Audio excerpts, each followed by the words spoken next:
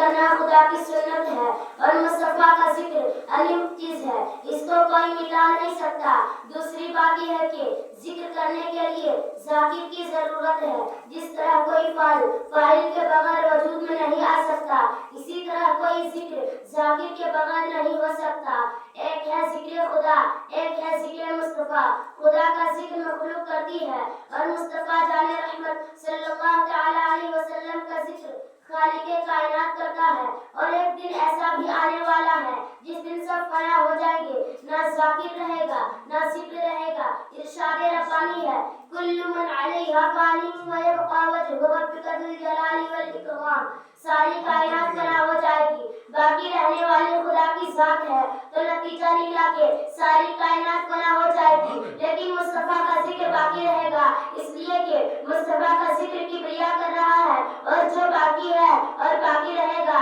پتہ چلا کہ نہ خدا مٹ سکتا ہے نہ ذکر مصطفیٰ مٹ سکتا ہے، بلکہ مصطفیٰ کا ذکر مٹانے والا خود ہی مٹ جائے گا۔ مٹ گئے مٹتے ہیں مٹ جائیں گے اعلیٰ تیرے، مٹ گئے مٹتے ہیں مٹ جائیں گے اعلیٰ تیرے۔ یا رسول اللہ نہ مٹا ہے نہ مٹے گا کبھی چرچا تیرا، یا رسول اللہ نہ مٹا ہے نہ مٹے گا کبھی چرچا تیرا۔ مصطفیٰ کا ذکر اذانوں میں ہے، مصطفیٰ کا ذکر نمازوں میں ہے، مصطفیٰ کا ذکر عبادت میں ہے، مصطفیٰ کا ذکر ریاضت میں ہے، مصطفیٰ کا ذکر حقیقت میں ہے، مصطفیٰ کا ذکر معرفت میں ہے، مصطفیٰ کا ذکر ملائکہ میں ہے، مصطفیٰ کا ذکر قرآن عظیم میں ہے، مصطفیٰ کا ذکر توریت کے اوراق میں ہے، مصطفیٰ کا ذکر زبور کے صفحات میں ہے، مصطفیٰ کا ذکر انجیل کے پاروں میں ہے، مصطفیٰ کا ذکر آسمان کی بلندی میں ہے، مصطفیٰ کا ذکر زمین کی پستی میں ہے، مصطفیٰ کا ذکر پہاڑ کی چوٹیوں پر ہے، مصطفیٰ کا ذکر موجوں کی طغیانی میں ہے، مصطفیٰ کا ذکر دریا کی روانی میں ہے،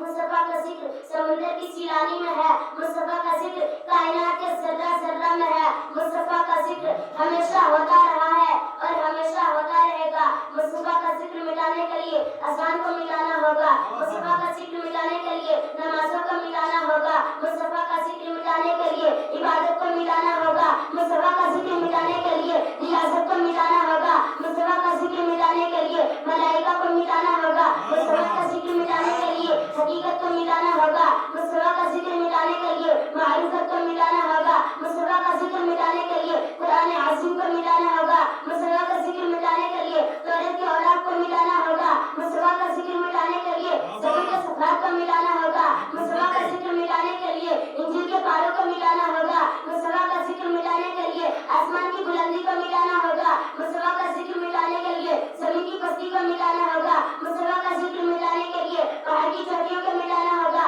مصطفیٰ کا ذکر مٹانے کے لیے دریا کی روانی کو مٹانا ہوگا، مصطفیٰ کا ذکر مٹانے کے لیے موجوں کی طغیانی کو مٹانا ہوگا، مصطفیٰ کا ذکر مٹانے کے لیے سمندر کی سیلانی کو مٹانا ہوگا، مصطفیٰ کا ذکر مٹانے کے لیے کائنات کے ذرہ ذرہ کو مٹانا ہوگا۔ اور اذان کا مٹانا غیر ممکن، نمازوں کا مٹانا غیر ممکن، عبادت کا مٹانا غیر ممکن، معرفت کا مٹانا غیر ممکن، ریاضت کا مٹانا غیر ممکن، حقیقت کا مٹانا غیر ممکن، ملائکہ کا مٹانا غیر ممکن، قرآن عظیم کا مٹانا غیر ممکن، توریت کے اوراق کا مٹانا غیر ممکن، زبور کے صفحات کا مٹانا غیر ممکن، انجیل کے پاروں کا مٹانا غیر ممکن، آسمان کی بلندی کا مٹانا غیر ممکن، زمین کی پستی کا مٹانا غیر ممکن، پہاڑ کی چوٹیاں کا مٹانا غیر ممکن، دریا کی روانی کا مٹانا غیر ممکن، موجوں کی طغیانی کا مٹانا غیر ممکن، سمندر کی سیلانی کا مٹانا غیر ممکن، خدا کا مٹانا غیر ممکن۔ تو معلوم ہوا کہ مصطفیٰ کا ذکر بھی مٹانا غیر ممکن۔ مصطفیٰ کا ذکر ہمیشہ ہوتا رہا ہے اور ہمیشہ ہوتا رہے گا۔